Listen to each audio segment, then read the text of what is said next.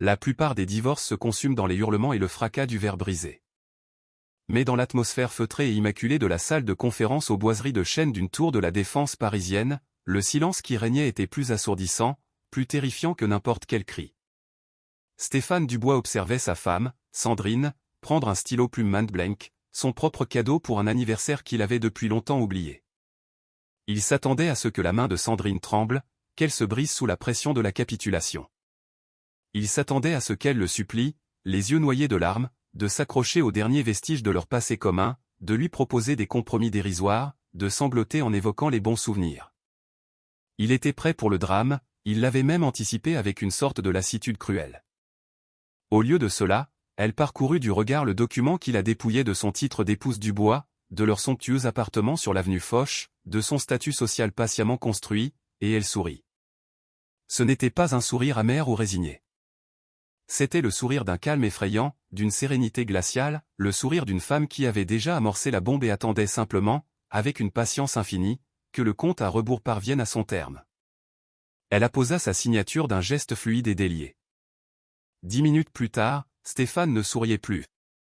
Il était à genoux, métaphoriquement d'abord, puis presque littéralement. La climatisation de la salle de conférence du prestigieux cabinet d'avocats Lefebvre et Associés, au 35e étage, était réglée sur une température fraîche de 20 degrés Celsius, mais Stéphane Dubois sentit une unique goutte de sueur perler à la base de son crâne et glisser lentement le long de sa nuque, imprégnant désagréablement le col de sa chemise charvet et de son costume italien sur mesure.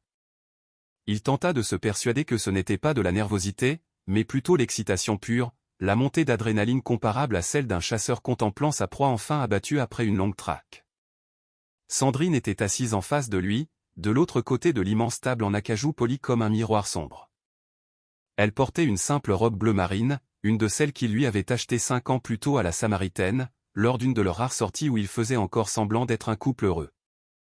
Elle paraissait minuscule, presque fragile, devant les immenses baies vitrées qui offraient une vue panoramique sur Paris et les eaux grises et agitées de la Seine, serpentant à travers la ville comme une artère fatiguée. « On continue ?» demanda Nicolas Lefebvre, l'associé principal du cabinet. Lefebvre, un homme au sourire carnassier et au costume trop cher, facturait 1 000 € de l'heure pour démanteler des familles avec une efficacité chirurgicale. Il adressa à Stéphane un regard complice, un sourire entendu qui signifiait « le plus dur est fait ». Ils connaissaient tous les deux les conditions de cet accord. Elles étaient brutales, conçues pour être humiliantes. « J'attends son bon vouloir », dit Stéphane d'une voix faussement douce, un masque de patience posé sur l'impatience qui le rongeait. Il tapota nerveusement le plateau de la table avec le verre de sa luxueuse montre suisse, une Patek Philippe. Le son sec et répétitif était le seul bruit qui troublait le silence oppressant. « J'ai une réunion du conseil d'administration à 14 h, Sandrine. Finissons-en. Tu as déjà lu et relu les conditions.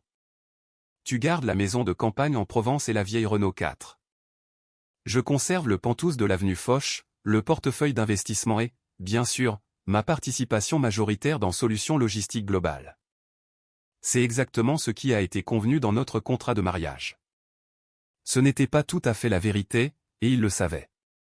Stéphane avait utilisé un enchevêtrement complexe de comptes offshore dissimulés aux îles Caïmans et de sociétés écrans au Luxembourg pour sous-évaluer de manière spectaculaire la valeur des biens acquis en commun.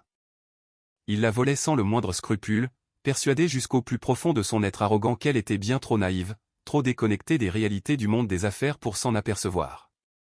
Pendant plus d'une décennie, elle avait consacré sa vie à élever leur fils, Léo, et à organiser des événements caritatifs pour des causes qu'il jugeait futiles. Elle ne connaissait rien au monde impitoyable de la finance. Elle ignorait que Solutions Logistiques Globales était sur le point de conclure une fusion historique avec un conglomérat allemand, une opération qui allait faire exploser sa valorisation du jour au lendemain. Sandrine leva enfin les yeux de ses papiers. Son regard, d'ordinaire d'un noisette chaleureux et doux, semblait aujourd'hui terne, opaque, impénétrable. « Je les ai lus, dit-elle simplement d'une voix basse et égale. « Alors signe, insista Stéphane en se penchant en avant, son ton devenant plus cassant. Ne complique pas les choses inutilement. Si tu tentes de résister, je viderai tes comptes pour payer les frais d'avocat jusqu'à ce qu'il ne te reste plus rien. Absolument rien. Il utilisait ce bluff depuis 6 mois. La menace de la ruine financière était son arme favorite, celle qui avait toujours fonctionné. Il scruta son visage, à la recherche de la moindre faille, d'une lèvre qui tremble, de l'éclat d'une larme naissante. Mais Sandrine ne pleurait pas. Elle fouilla dans son sac à main, un vieux sac en cuir patiné, et non l'un des sacs de luxe qu'il exigeait qu'elle porte, et en sortit son propre stylo. Un simple stylo-bille, rien de luxueux. « Tu es absolument certain que c'est ce que tu veux, Stéphane » demanda-t-elle. Sa voix était ferme, dénuée de la moindre trace d'hystérie, cette hystérie qu'il avait si complaisamment décrite à ses amis pour la faire passer pour la future ex-femme folle et instable. Une rupture nette et définitive. Dès que j'aurai signé, le partage des biens sera finalisé et irrévocable. Signe ces foutus papiers, Sandrine. Aboya Stéphane, perdant son sang-froid un bref instant.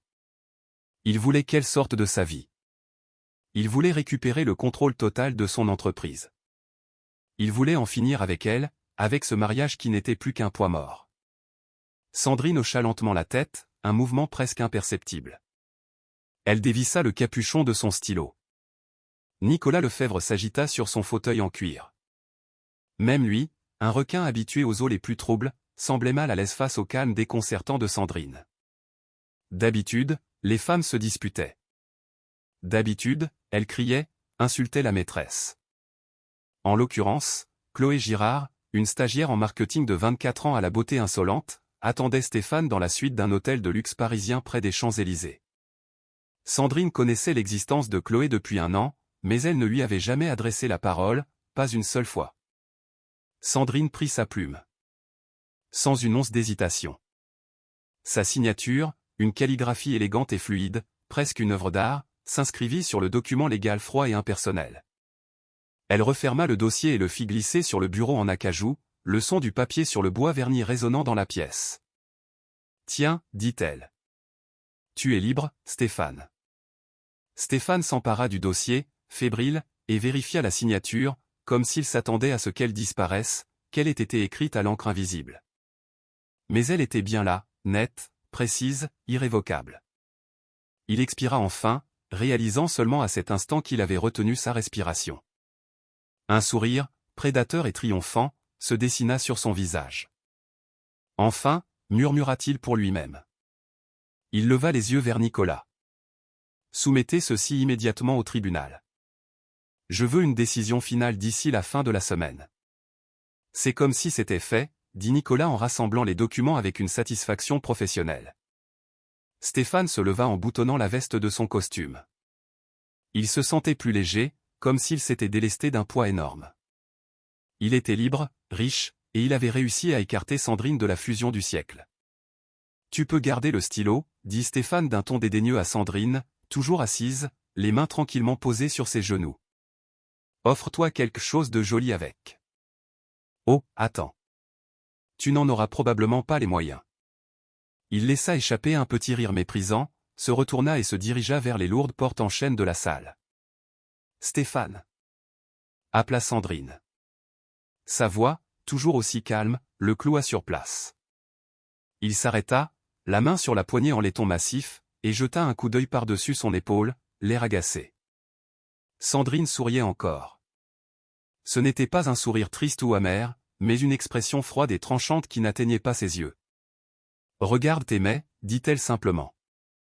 Je t'ai envoyé une notification. » Elle poursuivit, sa voix se faisant plus précise. « Puisque nous sommes maintenant légalement divorcés et que le partage des biens a été signé et acté, j'ai pensé que tu devrais être mis au courant. » « Au courant de quoi ?» laissa échapper Stéphane avec un petit rire narquois. « Tu demandes une pension alimentaire plus élevée ? » C'est trop tard, ma chère. Non, répondit Sandrine en se levant à son tour. Elle rajusta sa jupe d'un geste assuré. Regarde plutôt la lettre de l'autorité des marchés financiers et de la Banque de France, ainsi que celle adressée au conseil d'administration de Solutions Logistiques Globales. Stéphane fronça les sourcils. Une vague d'angoisse, froide et inattendue, le parcourut. Il sortit son téléphone de sa poche, son cœur commençant à battre un peu plus vite. « Au revoir, Stéphane, dit Sandrine. » Elle passa devant lui, laissant derrière elle un sillage de son parfum discret, un mélange de lavande et de vieux papier, une odeur qu'il avait toujours trouvée banale.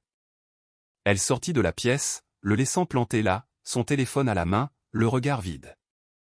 Il baissa les yeux vers l'écran. Objet, notification de suspension immédiate et d'enquête interne et externe. Son cœur s'arrêta de battre pendant une seconde. Le couloir du cabinet d'avocat était tapissé de portraits d'anciens bâtonniers qui semblaient le juger de leur regard sévère. Stéphane fixait l'écran de son téléphone, les lettres se brouillant devant ses yeux.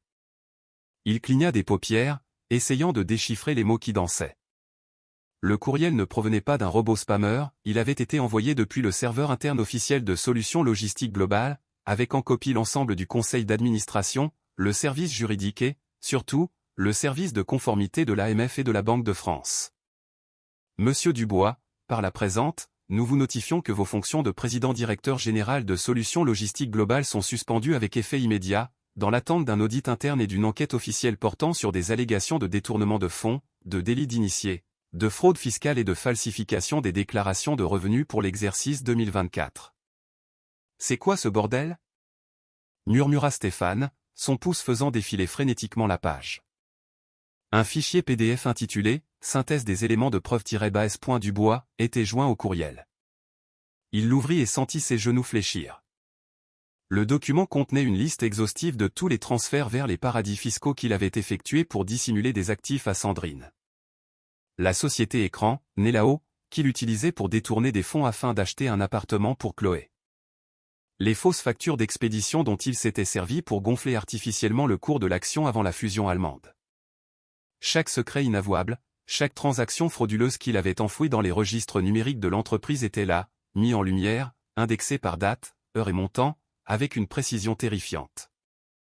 Nicolas. Rugit Stéphane en se retournant et en entrant d'un pas rageur dans la salle de conférence. Nicolas Lefebvre, surpris, leva les yeux. Il était justement en train de ranger soigneusement les papiers du divorce signés dans sa mallette en cuir. Stéphane, qu'est-ce qui te prend? Pourquoi es-tu si pâle? Elle savait, souffla Stéphane en lui tendant le téléphone. Elle savait tout. Qui, elle? Sandrine? Répondit Nicolas en riant. Allons, Stéphane, Sandrine sait à peine se servir d'Excel. C'est une femme au foyer. Regarde. Stéphane fourra le téléphone sous le nez de Nicolas. L'avocat ajusta ses lunettes, lut l'objet et le premier paragraphe. Son visage devint blême. C'est grave, Stéphane. C'est du niveau national. Ça relève du pénal. Je sais que c'est grave. Cria Stéphane. Comment a-t-elle eu tout ça? Ce sont des fichiers cryptés. Ils proviennent de mon serveur personnel, dans mon bureau à la maison. Et là, la réalisation le frappa comme un coup de massue. Son bureau à la maison. Pendant les 6 derniers mois, alors qu'il restait tard au travail, prétextant des réunions, et couchait avec Chloé, Sandrine était à la maison. Seule. Il l'avait traitée comme un meuble, un objet décoratif. Il avait supposé qu'elle pleurait dans son oreiller ou qu'elle regardait des séries télévisées. Il laissait son ordinateur portable sur son bureau, persuadé que son mot de passe, loupe de Boursin, était inviolable, ou plus simplement qu'elle n'aurait jamais l'idée ou la capacité de chercher quoi que ce soit. Les papiers du divorce, murmura Stéphane. Il jeta un coup d'œil à la mallette de Nicolas. Le partage des biens. Qu'est-ce que je viens de signer, exactement? Nicolas parut perplexe. Tu as signé l'accord que nous avons rédigé. Tu gardes les actifs de la société. Elle garde l'argent du compte joint et la maison en Provence. Non. Dit Stéphane d'une voix tremblante. Si l'AMF enquête sur la société pour fraude, murmura Nicolas, réalisant soudain toute l'horreur de la situation, le cours de l'action va s'effondrer. La fusion avec les Allemands est morte. Le téléphone de Stéphane vibra à nouveau. C'était une notification de l'agence France Presse, AFP. Le PDG de Solutions Logistiques Globales suspendu avec effet immédiat suite à des accusations de fraude massive. L'action avait déjà chuté de 40% en préouverture. 40%. Oh mon Dieu! Gémit Stéphane. C'est des millions. Des dizaines de millions. Le mois dernier, j'ai utilisé mon portefeuille personnel comme garantie pour racheter les parts de mes associés. Je suis ruiné. Stéphane, dit Nicolas, son ton devenant soudain très professionnel et distant, si vous avez sciemment signé un accord de divorce lui transférant des actifs dont vous saviez qu'ils étaient artificiellement gonflés par la fraude, et que vous avez dissimulé cette fraude. Je ne lui ai rien caché, elle le savait, c'est évident. Mais vous avez signé une garantie dans le contrat, fit remarquer Nicolas en tapotant le dossier. Article 12, paragraphe B. Les deux parties certifient que toutes les informations financières fournies sont exactes et complètes. Si vous avez commis une fraude pour gonfler la valeur de la société, et que cette valeur est maintenant nulle, vous êtes toujours légalement tenu de lui verser le montant calculé sur la base de l'évaluation au moment de la signature. Stéphane le fixa du regard, les yeux exorbités. La pièce se mit à tourner. L'accord stipulait qu'il devait racheter la part de Sandrine dans la propriété acquise en commun. Comme il avait insisté la veille sur une évaluation de la société à 50 millions d'euros, il devait lui verser la somme forfaitaire de 10 millions d'euros en espèces, prélevés sur leur réserve commune, en plus d'une pension alimentaire conséquente. Mais aujourd'hui, la société ne valait plus rien. Moins que rien. C'était un fardeau, un gouffre financier rempli de procès imminents et de dettes colossales. Il venait de se battre jusqu'au bout pour obtenir le droit exclusif de posséder un immeuble en flammes, et il avait accepté de verser 10 millions d'euros à Sandrine pour avoir le privilège d'y périr. « Appelle-la », dit Stéphane en s'éclaircissant la gorge. Sa voix était étranglée, à peine un murmure. « Appelle-la maintenant. Dis-lui que je retire mon consentement. Dis-lui que je veux renégocier les termes. » « Je ne peux pas, » dit Nicolas en refermant sa mallette d'un claquement sec. Elle a signé. Vous avez signé. C'est fait. C'est un contrat juridiquement contraignant. Elle m'a piégé. Hurla Stéphane, sa fureur explosant enfin. Il saisit une carafe d'eau sur la table et la projeta de toutes ses forces contre le mur. L'objet s'écrasa dans un bruit de cristal brisé, trempant le papier peint en soie coûteux. Elle a attendu que je signe avant de tout révéler. Soudain, une voix calme se fit entendre depuis la porte. Stéphane se retourna brusquement. Sandrine n'avait pas quitté le bâtiment. Elle se tenait dans l'embrasure de la porte, nonchalamment appuyée contre le chambranle. Elle portait de grandes lunettes de soleil qui lui donnaient des airs de star de film noir des années 1950. « Je n'ai rien révélé, Stéphane, » dit Sandrine. « J'ai programmé l'envoi. J'ai fait en sorte que le courriel soit envoyé au conseil d'administration et aux autorités exactement 10 minutes après le début de notre réunion. Si tu avais hésité, si tu avais fait preuve ne serait-ce que d'un iota d'humanité ou d'équité pendant ces négociations, j'aurais pu annuler l'envoi d'un simple clic. » Elle entra dans la pièce. Le verre brisé craqua sous ses talons. « Mais tu n'as rien fait de tout ça, » poursuivit-elle, sa voix dénuée de la moindre compassion. « Tu t'es moqué de moi, tu as menacé de me ruiner. Tu as essayé de dissimuler des comptes offshore, dont, soit dit en passant, le fisc français a maintenant connaissance. » Stéphane s'effondra sur une chaise. Ses jambes ne le portaient plus. Il regarda la femme avec qui il avait été marié pendant 12 ans, celle qu'il avait ignorée, trompée et méprisée, et réalisa avec une clarté effrayante qu'il ne l'avait jamais vraiment connue. « Tu vas aller en prison, Stéphane, » dit-elle simplement. « Et grâce au papier que tu viens de signer, les 10 millions d'euros qui se trouvent sur notre compte joint sont désormais mes biens propres, parfaitement à l'abri de tes créanciers, et à l'abri des amendes colossales que l'AMF va t'infliger. »« Sandrine, je t'en prie, » murmura Stéphane.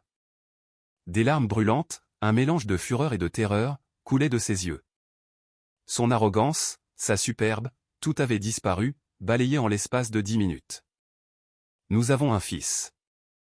Pense à Léo. Ne détruis pas son père. » « Je pense à Léo, » dit Sandrine, son ton s'adoucissant à peine. « C'est précisément pourquoi je prends l'argent et la maison en Provence. Je lui garantis un avenir stable, loin de l'ombre d'un escroc. » Elle se tourna vers l'avocat. « Nicolas, veuillez envoyer une copie certifiée conforme de l'accord à mon avocat. Je crois que notre affaire est terminée. » Sandrine se retourna et partit, sans un regard en arrière. Stéphane resta assis dans le silence assourdissant de la pièce. Il se prit la tête entre les mains. Les larmes finirent par couler, des larmes de rage et d'apitoiement, tombant sur la table en acajou poli, à l'endroit même où, quelques minutes plus tôt, il avait triomphalement signé son propre arrêt de mort. Mais l'histoire ne s'arrêtait pas là. Stéphane Dubois était un animal acculé, et un animal acculé mort.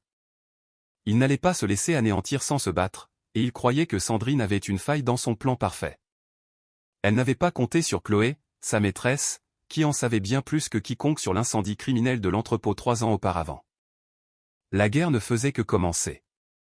Pour comprendre comment une femme comme Sandrine Leclerc, à la voix douce, membre du comité des parents d'élèves et passionnée de composition florale, était devenue l'instrument de la destruction de l'empire de son mari, il faut remonter 6 mois en arrière. Il faut remonter au soir de leur 12e anniversaire de mariage. C'était un mardi. Sandrine avait passé l'après-midi à préparer le plat préféré de Stéphane, un bœuf bourguignon, mijoté pendant des heures. Elle avait ouvert une bouteille de vin de 1996, un grand cru de Bordeaux qu'il gardait pour une occasion spéciale. Les bougies sur la table s'éteignirent au son des 12 coups de minuit de l'horloge du grand-père dans le couloir.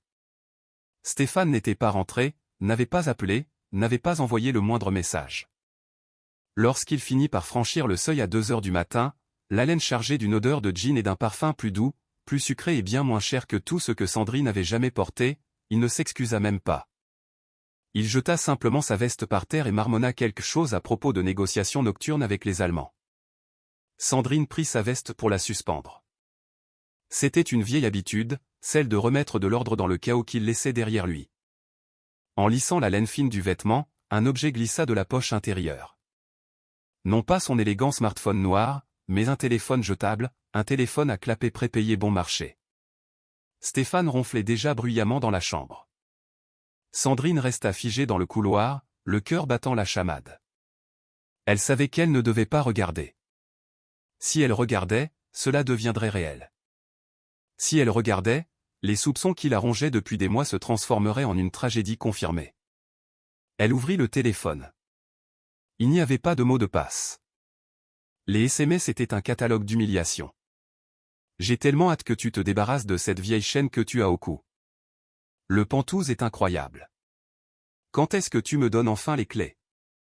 Je t'aime, mon loup. L'expéditeur était simplement indiqué comme « C ». Sandrine s'effondra sur les marches de l'escalier. Le marbre froid lui glaça la peau à travers sa robe. Elle pleura pendant 1 heure. Elle pleura les années perdues, le garçon qui dormait à l'étage, ignorant tout de la fracture de sa famille, et sa propre, immense stupidité.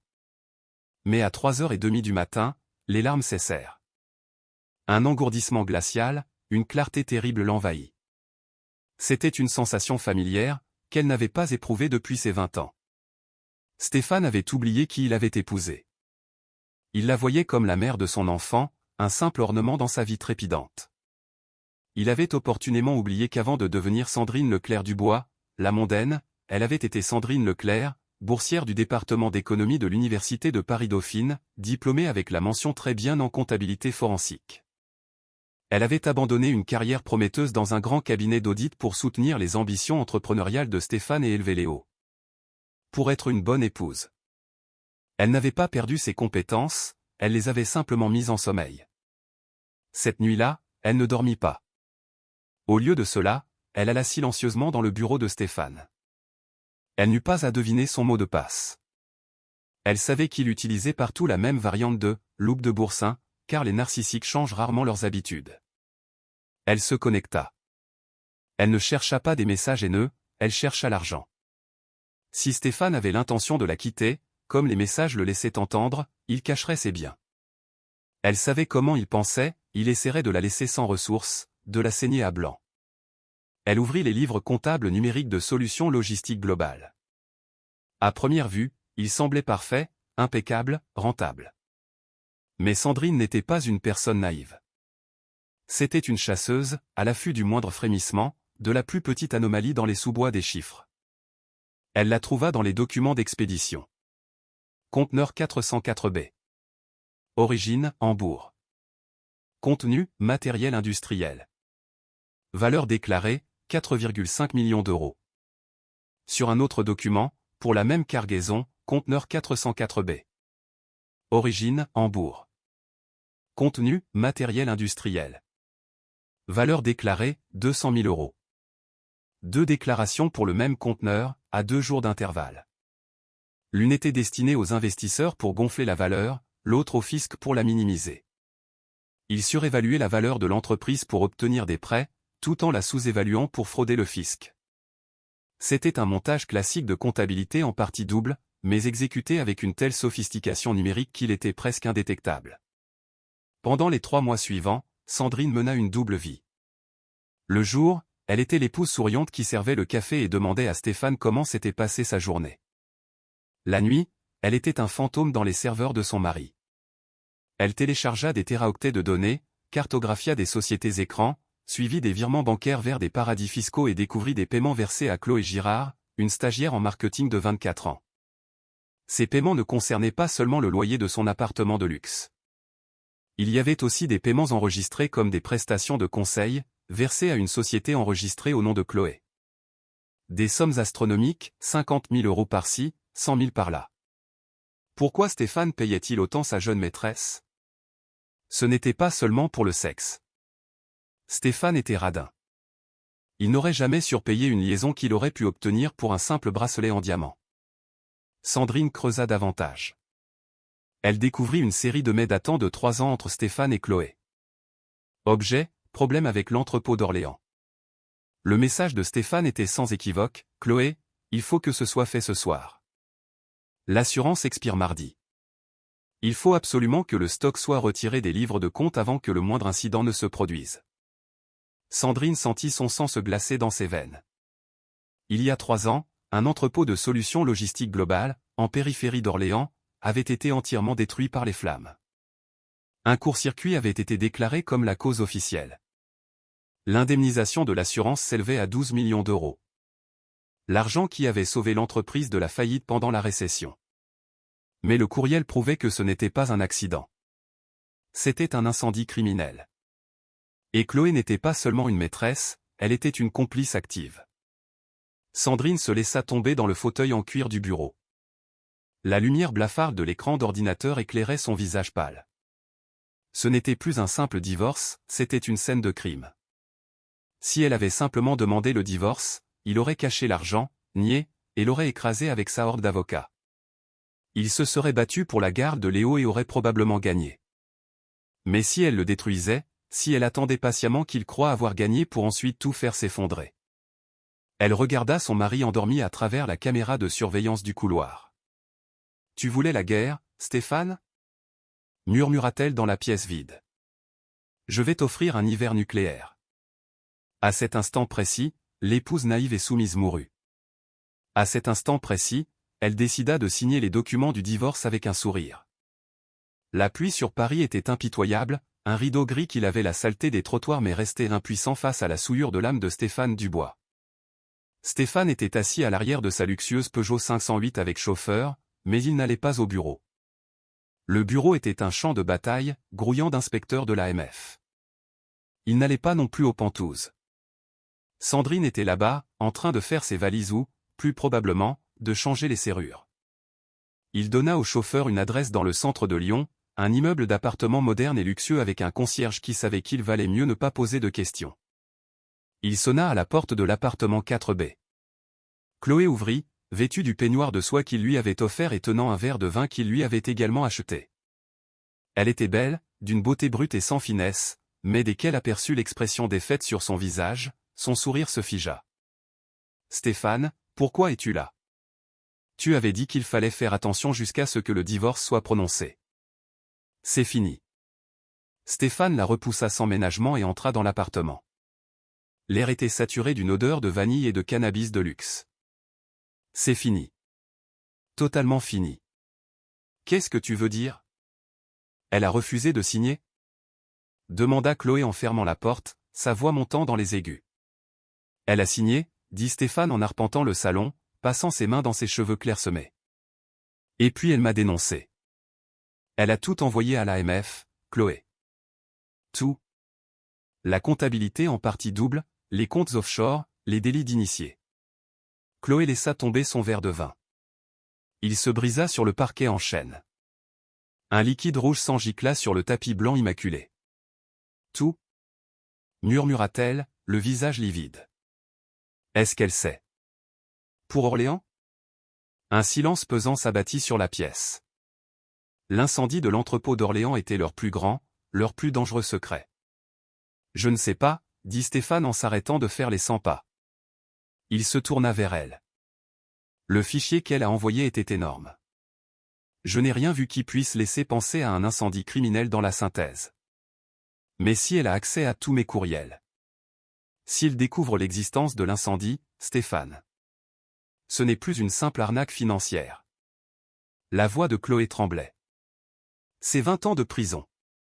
C'est un crime grave. Un incendie criminel. Et le veilleur de nuit a été blessé. N'oublie pas, il a passé plusieurs semaines à l'hôpital. C'est une circonstance aggravante. Je sais. Rugit Stéphane. Tais-toi, laisse-moi réfléchir. Il s'approcha de la fenêtre et regarda l'escalier de secours trempé par la pluie. Il était ruiné. Sa réputation était réduite en cendres. Mais la prison, ce n'était pas pour Stéphane Dubois. La prison, c'était pour les pauvres, les sans grade. Elle a un avantage, murmura Stéphane. Elle a des preuves, mais les preuves peuvent être discréditées, les histoires peuvent être réécrites. Il se tourna vers Chloé. Ses yeux étaient injectés de sang, son regard menaçant. Où est l'ordinateur portable ? Demanda-t-il. Celui que tu utilisais pour coordonner les choses avec. L'équipe de nettoyage de l'entrepôt. Dans le coffre-fort, dit Chloé en se serrant contre elle-même. Je l'ai gardé au cas où. Au cas où tu aurais besoin de me faire chanter, tu veux dire ? Gloussa Stéphane sans humour. Apporte-le. Chloé se précipita dans la chambre et revint avec un ordinateur portable argenté. Stéphane l'ouvrit. Il nous reste une dernière carte à jouer. Sandrine est intelligente, mais en ce moment, elle est arrogante. Elle croit avoir gagné. Elle se croit intouchable. Qu'est-ce que tu vas faire ? C'était une comptable, dit Stéphane, tandis qu'un plan machiavélique et désespéré se dessinait dans son esprit. Elle a un diplôme. Elle tenait les comptes de ces stupides œuvres de charité. Si je peux prouver que c'est elle qui falsifiait les comptes de l'entreprise, que c'est elle qui créait des sociétés écrans à mon insu.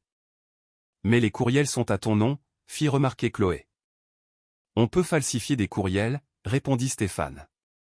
Ses doigts parcoururent le clavier à toute vitesse. J'ai encore un accès administrateur au serveur. Ils vont me bloquer d'une heure à l'autre, mais j'ai encore une petite fenêtre. Je peux laisser des traces numériques. Je peux faire croire qu'elle a piraté mon compte il y a des mois et qu'elle a fabriqué de fausses preuves pour me piéger, parce que c'est une femme aigrie et délaissée. Le ministère de l'Intérieur français va croire ça ? Peut-être pas, dit Stéphane en baissant la voix jusqu'à un murmure menaçant. Mais si on leur donne quelque chose de pire à se mettre sous la dent. Il regarda Chloé droit dans les yeux. L'incendie de l'entrepôt. On va lui faire porter le chapeau. Mais elle était à une réunion de parents d'élèves ce soir-là. Elle a un alibi. On va utiliser le téléphone jetable, ajouta Stéphane. Celui que tu utilisais pour appeler l'incendiaire. Tu l'as encore ? Chloé hocha lentement la tête. En sécurité. On le mettra dans sa voiture ou dans son sac. On effacera tes empreintes et on mettra les siennes dessus. Ensuite, j'irai voir la police, je leur dirai que ma femme était hors d'elle, qu'elle menaçait de tout brûler si je la quittais. Je leur dirai que j'ai trouvé ce téléphone. C'était un plan désespéré, tordu, machiavélique. Il reposait entièrement sur le chaos et le stéréotype éculé de l'ex-femme hystérique et vengeresse. Mais Stéphane était aux abois. S'il parvenait à semer le doute sur la crédibilité de Sandrine, à la faire passer elle-même pour une suspecte, alors les preuves qu'elle avait présentées à l'AMF seraient discréditées. Cela passerait pour un coup monté, le fruit d'une vengeance personnelle. Il faut le faire maintenant, dit Stéphane. Elle est dans le Penthouse. Elle ne va pas tarder à déménager. Il faut qu'on lui remette ce téléphone ce soir. Je ne peux pas y aller, dit Chloé, paniquée. Elle me connaît. Non, sourit Stéphane, mais son sourire était glacial et dépourvu de la moindre trace d'humour. J'irai. J'irai implorer son pardon. J'irai dire que je veux voir mon fils. Et pendant que j'y serai, je glisserai le téléphone dans son sac. Il attrapa son manteau. Fais disparaître ça, dit-il en désignant le vin brisé, et efface absolument tout de cet ordinateur portable. Ensuite, perce le disque dur et jette-le à la Seine. Stéphane Dubois sortit sous la pluie. Il partait en guerre. Il allait regarder sa femme dans les yeux, implorer sa pitié, puis la faire accuser d'un crime grave qui pourrait la condamner à la prison à vie. Il ignorait que Sandrine avait déjà 3 coups d'avance. Il ignorait que la stratégie du téléphone jetable était exactement ce qu'elle attendait. Car Sandrine ne se contentait pas de lire ses emails. Depuis 6 mois, elle avait mis son appartement sous surveillance. Et à cet instant précis, un minuscule enregistreur vocal, astucieusement scotché sous la table basse de Chloé, enregistrait chaque mot de leur conspiration. Le chasseur allait devenir la proie, et le piège était déjà tendu. Le penthouse du complexe UP de l'avenue Foch à Paris était un monument à l'ego de Stéphane. Des murs de verre, des sols en marbre italien et une vue sur la tour Eiffel qui coûtait plus cher que ce que la plupart des gens gagnent en 10 vies. À présent, il ressemblait à un mausolée. Stéphane monta dans l'ascenseur privé. Son cœur battait la chamade. Le téléphone jetable était dans sa poche de manteau, une masse froide et lourde, comme une arme chargée. C'était une preuve irréfutable qu'il liait Sandrine à l'incendie. Ses empreintes digitales y étaient. Soigneusement transférées par Chloé avec un morceau de ruban adhésif et un verre de vin que Sandrine avait touché quelques semaines auparavant lors d'un dîner. Chloé faisait preuve d'une ingéniosité surprenante lorsque sa propre liberté était en jeu. Les portes de l'ascenseur s'ouvrirent dans un cliquetis feutré. L'appartement était rempli de cartons de déménagement. Sandrine était organisée. Elle ne partait pas simplement, elle s'effaçait de cet endroit, ne laissant aucune trace de son passage. Sandrine, appela Stéphane, essayant de donner à sa voix un ton brisé et épuisé. Elle apparut dans le couloir menant à la chambre de Léo. Elle était impeccable, sans la moindre trace de rougeur aux yeux ni le plus petit tremblement. Elle portait un pull en cachemire crème et un jean, comme si elle se rendait à un brunch décontracté plutôt qu'à la chute d'un empire. « Tu as 5 minutes, Stéphane, dit-elle en consultant sa montre. Les déménageurs arriveront à 18h. Je voulais juste voir Léo, dit Stéphane en entrant dans le couloir. Il aperçut son sac ouvert, le même sac en cuir usé qu'elle avait emporté chez l'avocat, posé sur une console près de la porte. C'était parfait. Léo est avec ma mère, dit Sandrine en croisant les bras. Je ne voulais pas qu'il te voie comme ça. Comme quoi? Dévasté? Stéphane s'approcha, retenant des larmes de crocodile. C'était un manipulateur hors pair. Il pouvait pleurer sur commande si une affaire l'exigeait. Sandrine, je t'en prie, je sais que j'ai tout gâché. La fraude, la liaison. J'ai été faible. J'ai été stupide. Mais ne détruis pas l'entreprise, pense aux employés. Pense à notre héritage. Les héritages ne se construisent pas sur des mensonges, Stéphane, dit-elle d'une voix froide et distante.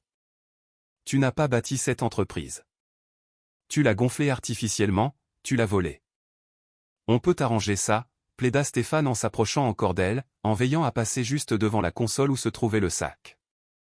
Je peux payer les amendes. Je peux négocier avec l'AMF. Mais si tu témoignes, si tu leur donnes encore plus de munitions. Il tendit la main pour l'attraper. Sandrine recula vivement, le dégoût se lisant sur son visage. Ne me touche pas. Je veux juste retrouver ma famille, sanglota Stéphane en tombant à genoux. C'était une performance pathétique, digne d'un Oscar.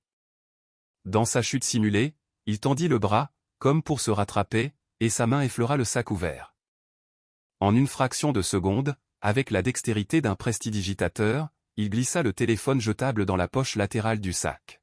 « C'est fini, je ne te demande rien de plus, s'écria-t-il en la regardant, le visage baigné de fausses larmes. « Lève-toi, Stéphane, dit-elle en le fixant d'un regard qu'il ne parvint pas à déchiffrer. Ce n'était ni de la colère, ni de la pitié, mais une profonde, immense déception. « Tu te ridiculises. » Stéphane se leva en s'essuyant le visage avec le dos de la main. Il renifla bruyamment, jouant jusqu'au bout le rôle de l'homme vaincu et repentant. « D'accord, murmura-t-il. Je m'en vais. Si tu ne veux pas m'aider, j'en assumerai seul les conséquences. » C'est exact, répondit Sandrine. Stéphane se retourna, se dirigea vers l'ascenseur et appuya sur le bouton. Tandis que les portes se fermaient, il vit Sandrine une dernière fois, debout au milieu des cartons de sa vie passée. Elle ne bougeait pas, le regardant simplement disparaître. Dès que les portes se refermèrent, le visage de Stéphane se transforma. La tristesse feinte disparut, remplacée par un sourire triomphant et cruel. Il sortit son téléphone portable principal et composa le 17. Police secours, j'écoute. Je suis au 15 avenue Foch, dit-il. Sa voix tremblait d'une panique parfaitement simulée. Je m'appelle Stéphane Dubois. J'ai besoin de la police de toute urgence. Je viens de trouver des preuves. Ma femme menace de mettre le feu à mon immeuble. Je crois qu'elle a une bombe ou un engin incendiaire. Elle a le téléphone avec lequel elle a mis le feu à mon entrepôt il y a 3 ans. Elle est folle. Elle dit qu'elle va recommencer. Monsieur, êtes-vous en sécurité? Je suis dans l'ascenseur. Dépêchez-vous, s'il vous plaît. Elle est instable. Stéphane raccrocha. Le piège se refermait. La police allait arriver. Ils allaient fouiller son sac et y trouver le téléphone lié aux incendiaires. L'histoire allait basculer. Le PDG respectable devenait la victime de la vengeance de sa femme pyromane. Cela suffirait à brouiller les pistes, à permettre à ses avocats de geler ses avoirs. Et peut-être, qui sait, à contraindre l'AMF à rejeter les preuves comme étant le fruit empoisonné d'une querelle de divorce. Il sortit du hall de l'immeuble et attendit sur le trottoir, les yeux rivés sur la pluie battante, comptant les secondes jusqu'à ce que les sirènes retentissent. L'attente fut brève. 3 voitures de patrouille s'arrêtèrent en trombe devant l'immeuble, leurs gyrophares bleus et rouges déchirant la grisaille du soir. 2 minutes plus tard, une berline noire sans insigne s'arrêta. L'inspecteur Jean-Luc Moreau en sortit. Moreau était une légende au sein de la brigade financière, un homme réputé pour son incorruptibilité et son caractère totalement dépourvu d'humour. Il portait un imperméable usé et mâchouillait un cure-dent. Stéphane accourut vers lui. « Inspecteur, Dieu merci, vous êtes là. » « Elle est à l'étage, dans le Penthouse. »« Monsieur Dubois ?» demanda Moreau en le dévisageant. « Oui, c'est moi. »« Elle est là-haut, elle cache le téléphone et peut-être un détonateur dans son sac. Elle me l'a montré en disant, voilà comment j'ai incendié ton entrepôt et voilà comment je te brûlerai, toi et tout ce que tu possèdes. » D'accord. Monsieur Dubois, calmez-vous, dit Moreau d'un ton monocorde. Il fit signe à 2 officiers en uniforme. Montons. Vous, restez ici. Non, je viens avec vous, insista Stéphane. Je dois m'assurer que mon fils n'est pas là. Moreau haussa les épaules. Très bien, mais taisez-vous et restez en arrière. Ils montèrent dans l'ascenseur. La tension était palpable. Stéphane était en proie à une forte montée d'adrénaline. C'était le moment décisif, le tournant de la partie. Les portes s'ouvrirent. Sandrine était toujours dans le couloir, mais elle n'était plus seule. Assis nonchalamment sur un carton, un expresso à la main, se trouvait un homme que Stéphane reconnut immédiatement. Ce n'était pas un policier, c'était Olivier Martin. Olivier Martin n'était pas un simple avocat, il était un médiateur de crise pour l'élite parisienne. Mais contrairement à ceux que Stéphane avait l'habitude d'engager, Martin avait la réputation de ne prendre en charge que des clients qu'il savait innocents. Si Olivier Martin était dans la pièce, c'est que vous étiez en très grand danger. Inspecteur Moreau, dit calmement Sandrine. Je vous attendais. Madame Leclerc Dubois, dit Moreau en entrant dans la pièce. Nous avons reçu un appel concernant une menace contre des personnes et des biens. Votre mari prétend que vous détenez un engin incendiaire et des preuves liées à l'incendie de l'entrepôt d'Orléans en 2021. C'est un mensonge. Elle est folle. Cria Stéphane derrière eux. Fouillez son sac. Il pointa un doigt tremblant vers le sac en cuir marron posé sur la console. Sandrine regarda le sac, puis Stéphane. Un petit sourire triste apparut sur ses lèvres. Vous voulez dire ce sac? Demanda Sandrine en le touchant. N'y touche pas. Cria Stéphane. Elle essaie de le cacher. Madame, veuillez poser votre sac, ordonna Moreau en posant la main sur la crosse de son arme. Vraiment, inspecteur. Intervint Olivier Martin en se levant. Sa voix était calme mais pleine d'autorité. Avant que vous ne fouilliez ce sac, sachez que Madame Leclerc collabore avec le ministère de l'Intérieur français depuis 4 mois. Elle a le téléphone. Cria Stéphane, un sourire narquois se dessinant sur son visage. Vérifiez la poche latérale. Moreau s'avança, enfila une paire de gants en latex et prit le sac. Il fouilla dans la poche latérale et en sortit un téléphone à clapet noir. Stéphane poussa un soupir de soulagement. C'était fait. Le voilà. Je vous l'avais dit. C'est le téléphone qui a servi à coordonner l'incendie criminel. Les numéros qu'elle a composés appartiennent aux incendiaires. Moreau regarda le téléphone, puis Stéphane. Monsieur Dubois, dit Moreau. Ce téléphone est dans un sac Faraday. Stéphane se figea. Quoi? Moreau brandit le téléphone. Effectivement, il était à l'intérieur d'un petit sac transparent bloquant les ondes radio, le type de sac que la police utilise pour empêcher l'effacement à distance des preuves numériques. Quoi? Balbutia Stéphane. Je l'ai juste fait tomber là-dedans. Tu l'as fait tomber là-dedans il y a 5 minutes, dit Sandrine doucement. Mais tu ne savais pas qu'Olivier et moi, nous surveillons la scène en direct grâce à une caméra cachée dans le détecteur de mouvement du couloir, n'est-ce pas? Elle désigna une minuscule lentille dissimulée dans le système d'alarme. Et, ajouta Olivier Martin, tu ne savais pas non plus que nous avions déjà récupéré le véritable téléphone, celui qui a servi au complot. Olivier fouilla dans sa mallette et en sortit un sachet de preuves contenant un ordinateur portable argenté et un autre téléphone. Voici l'ordinateur portable de Chloé Girard, dit Olivier. Et son téléphone personnel. Elle les a confiés à mon détective privé il y a 1 heure à peine. Stéphane eut l'impression que la pièce tournait. Chloé? Non, elle est dans son appartement. Elle ne ferait jamais ça. Mademoiselle Girard est actuellement sous protection policière, rétorqua Moreau sèchement. Nous l'avons prise en charge dès que vous avez quitté son immeuble. Elle a tout avoué, Stéphane. Elle nous a tout raconté sur l'incendie criminel, la fraude à l'assurance, et le plan que vous avez concocté il y a 40 minutes pour placer ce téléphone sur votre femme afin de la faire accuser à votre place. Stéphane recula, son dos heurtant le mur. Non, c'est un mensonge. C'est elle la pyromane. Je n'ai rien à voir avec ça. On a un enregistrement, Stéphane, dit Sandrine. Elle sortit son propre téléphone de sa poche et appuya sur le bouton de lecture. La voix de Stéphane, basse mais sans équivoque, emplit la pièce. On va utiliser le téléphone jetable. On effacera tes empreintes et on mettra les siennes dessus. Je dirais que ma femme a eu une conduite inappropriée. Le silence qui suivit fut absolu, pesant. Stéphane regarda Sandrine. Pour la première fois de sa vie, il ne la vit ni comme une épouse soumise, ni comme une femme au foyer effacée. Il vit la diplômée de l'université de Paris-Dauphine. Il vit une mère protégeant son petit. Il vit la femme qui, pendant 6 mois, avait patiemment, méticuleusement, construit une cage invisible autour de lui, barreau après barreau. Toi, murmura Stéphane. Tu m'as piégé depuis le début. Je ne t'ai pas piégé, Stéphane, répondit Sandrine.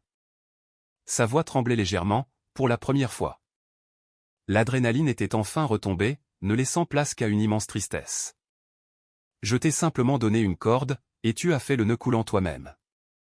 L'inspecteur Moreau sortit des menottes.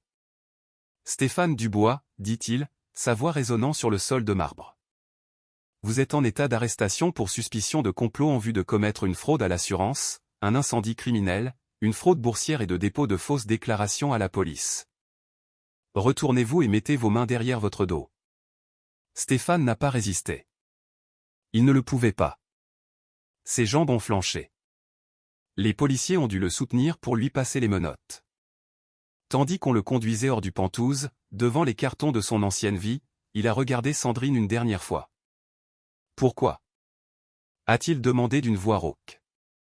Pourquoi n'as-tu pas simplement divorcé? Pourquoi as-tu dû me détruire? Sandrine a plongé son regard dans le sien. Parce que tu allais ruiner l'avenir de mon fils pour payer l'appartement de ta maîtresse, dit-elle. Et parce que tu as pris mon silence pour de la faiblesse. Adieu, Stéphane. Les portes de l'ascenseur se refermèrent derrière Stéphane Dubois pour la toute dernière fois.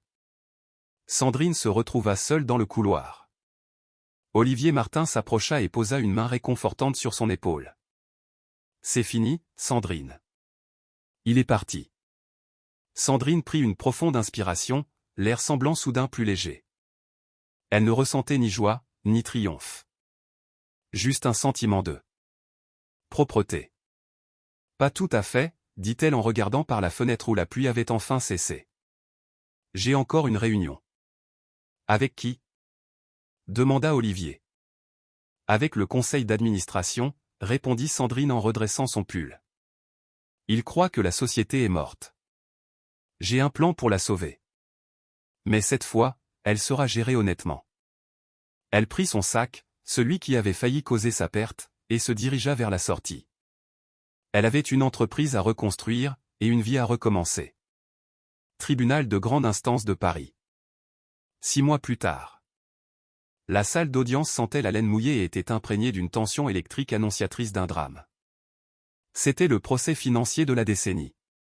Les médias avaient surnommé Stéphane Dubois le « loup de la défense », mais assis sur le banc des accusés, il ressemblait moins à un loup qu'à un rat acculé.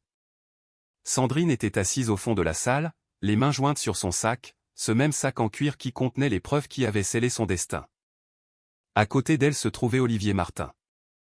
Il ne parlait pas, c'était inutile. Le silence qui régnait entre eux était apaisant, fondé sur une victoire partagée et durement acquise. L'accusation était impitoyable. Elle s'appuya sur bien plus que les seules preuves numériques fournies par Sandrine. Elle présenta une litanie de témoins qui décrivaient Stéphane non comme un génie des affaires, mais comme un tyran mesquin et un fraudeur compulsif. Le témoignage le plus accablant fut celui de Chloé Girard. Pour bénéficier d'une peine réduite, l'ancienne amante détailla chaque virement bancaire illégal, chaque manifeste d'expédition falsifié, surtout, la nuit où elle a participé à l'organisation de l'incendie criminel d'Orléans. Le jury a-t-il rendu son verdict? Demanda la juge Monique Fournier, sa voix perçant le brouhaha de la salle comme un coup de marteau. Oui, votre honneur, déclara le président du jury en se levant. Il évita soigneusement de regarder Stéphane. Stéphane serrait le bord de la table. Ses jointures étaient blanches. Il portait encore l'un de ses costumes italiens sur mesure, mais il flottait désormais autour de sa silhouette amaigrie. Le stress avait creusé de profondes rides sur son visage. Il avait passé les 6 derniers mois en liberté sous caution, enfermé dans une chambre d'hôtel, voyant ses amis lui tourner le dos un par un et ses comptes bancaires être gelés. Il espérait un miracle, une faille juridique que sa coûteuse équipe d'avocats trouverait. Le président du jury lut le premier chef d'accusation, complot en vue de commettre une fraude par voie électronique. Sur ce chef, nous déclarons l'accusé, Stéphane Dubois, coupable. Stéphane grimaça comme s'il avait reçu un coup de poing. Sur le second chef d'accusation, fraude sur valeur mobilière, nous déclarons l'accusé coupable. Sur le troisième chef d'accusation, incendie criminel au second degré, nous déclarons l'accusé coupable. Le mot fut répété 14 fois. Coupable. Coupable. Coupable. Stéphane se tourna vers son avocat principal et murmura désespérément, « Faites quelque chose. » Objecté. Annulation du procès. L'avocat se contenta de refermer sa mallette. C'est terminé, Stéphane. Asseyez-vous. La juge Fournier ajusta ses lunettes et regarda l'homme qui avait jadis fait la une des magazines économiques. Monsieur Dubois, commença-t-elle d'un ton sévère, vous avez bénéficié de tous les avantages que la vie peut offrir, l'éducation, la richesse, les opportunités. Au lieu de créer quelque chose de valeur, vous avez choisi de voler. Vous avez incendié votre propre entrepôt pour une fraude à l'assurance, mettant ainsi en danger la vie des pompiers et de vos propres employés. Vous avez escroqué des investisseurs de millions d'euros. Et vous avez tenté de faire accuser votre propre femme, la mère de votre enfant, de vos crimes odieux. Un silence de mort s'abattit sur la salle d'audience. Pour ces raisons, poursuivit la juge Fournier, je vous condamne à une peine de 25 ans de réclusion criminelle dans un établissement pénitentiaire de haute sécurité. Vous ne pourrez prétendre à une libération conditionnelle qu'après avoir purgé 20 ans de votre peine. De plus, j'ordonne le remboursement intégral de 45 millions d'euros aux victimes, à commencer par la liquidation totale de vos biens personnels. Le coup de marteau retentit avec un bruit sourd et final qui résonna jusqu'aux os de Sandrine. Les huissiers se mirent aussitôt à l'œuvre. Ils ne demandèrent pas à Stéphane de se lever. Ils le soulevèrent de sa chaise. Ils lui passèrent des menottes au poignet, de vulgaires menottes en acier qui rayèrent sa montre de valeur. Stéphane paniqua. La réalité de 20 ans enfermé dans une cellule de béton le frappa de plein fouet. Il se retourna, scrutant la foule d'un regard hagard et désespéré. Il aperçut Sandrine. Sandrine! Hurla-t-il. Sa voix se brisa, dépouillée de toute dignité. Sandrine, dis-leur. Dis-leur que j'ai fait ça pour nous. J'ai fait ça pour ma famille. Ne les laisse pas m'emmener. Sandrine se leva. Elle regarda l'homme qu'elle avait épousé, l'homme qu'elle avait craint, et l'homme qu'elle avait finalement vaincu. Elle ne ressentit rien. La peur avait disparu, la colère s'était éteinte depuis longtemps. Il ne lui restait qu'une vague pitié pour cet homme qui avait tout, et qui avait tout perdu en voulant toujours plus. Elle ne dit rien. Elle lui tourna simplement le dos et quitta la salle d'audience, digne. Le bruit de ses sanglots s'estompa derrière elle. Le siège de Solutions Logistiques Global s'appelait désormais Ventag Global Solutions. 3 mois plus tard. La salle de réunion avait changé. Les imposantes et intimidantes peintures à l'huile représentant des vieillards avaient disparu, remplacées par de l'art moderne et de grandes fenêtres laissant entrer la lumière du soleil. Sandrine était assise en bout de table. Elle n'était pas la PDG. Elle avait embauché un brillant spécialiste de la logistique, Lucas Bernard, pour ce poste. Mais en tant qu'actionnaire majoritaire et nouvelle directrice financière, elle était la conscience morale de l'entreprise, sa gardienne. Autour de la table se trouvaient les autres membres du conseil d'administration. Il s'agissait de personnes qui, auparavant, l'avaient ignorée lors des fêtes d'entreprise, la considérant tout juste bonne à parler des compositions florales ou des notes de son fils. Il la regardait alors avec un mélange d'admiration et de crainte respectueuse. L'audit est terminé, annonça Sandrine en faisant glisser l'épais rapport sur la table. Nous avons retrouvé les fonds de pension des employés qui avaient disparu. Stéphane les avait dissimulés dans une société écran aux Bahamas. Nous avons restitué l'intégralité de l'argent. Un soupir de soulagement collectif parcourut la pièce. Cela nous sauve de la faillite, dit l'un des membres en s'essuyant le front. Sandrine, je dois dire que je n'y croyais pas. On pensait que l'entreprise était morte. L'entreprise était malade, corrigea Sandrine d'une voix ferme. Elle était rongée par la cupidité de l'intérieur. Nous avons extirpé le cancer. Maintenant, nous allons nous redresser, mais nous le ferons de la bonne manière. Plus de double facturation, plus de livraisons fictives, plus de comptes offshore. La transparence est notre nouvelle monnaie d'échange. Elle se leva. J'ai approuvé le changement de marque, qui débutera demain. Nous nous appelons Ventag Global Solutions. Nous créons un fonds de bourse d'études pour les familles des travailleurs qui ont été blessés dans l'incendie de l'entrepôt. Nous allons agir de manière responsable. Alors qu'elle quittait la pièce, son assistante, une jeune femme brillante nommée Manon Petit, la rejoignit. Madame Leclerc, vous avez un appel. Du centre pénitentiaire de Fresnes. Un détenu du nom de Stéphane Dubois souhaite vous parler. Sandrine s'arrêta. Elle regarda par la fenêtre la Seine, au loin. Le même paysage qu'elle avait contemplé le jour où elle avait signé les papiers du divorce. Elle se souvint de la peur qui l'avait envahi ce jour-là. Elle se souvint de son sentiment d'insignifiance, de sa vulnérabilité. Dites-leur que je suis occupée, dit Sandrine à voix basse. Pour combien de temps? Demanda Manon. Pour toujours, répondit Sandrine. Bloquez ce numéro, Manon. C'est le passé. Nous travaillons sur l'avenir. Un village en Dordogne. 1 an plus tard. L'automne en Dordogne était un festival de couleurs. Les érables s'embrasaient de teintes rouges et orangées, illuminant les collines de leur beauté flamboyante. Sandrine était assise sur la véranda qui entourait la ferme, une tasse de cidre chaud à la main. L'air était vif et embaumait la fumée de bois et les feuilles mortes. C'était un monde à part, à des années-lumière de l'air aseptisé et climatisé des tours de la Défense. Au loin, près du ruisseau qui bordait la propriété, elle aperçut Léo. Il avait maintenant 13 ans. Il grandissait, ses épaules s'élargissaient. Il lançait un frisbee à leur golden retriever et riait en voyant le chien barboter joyeusement dans l'eau. Pendant longtemps, Léo avait fait des cauchemars. Son père lui manquait. Mais Sandrine avait été patiente.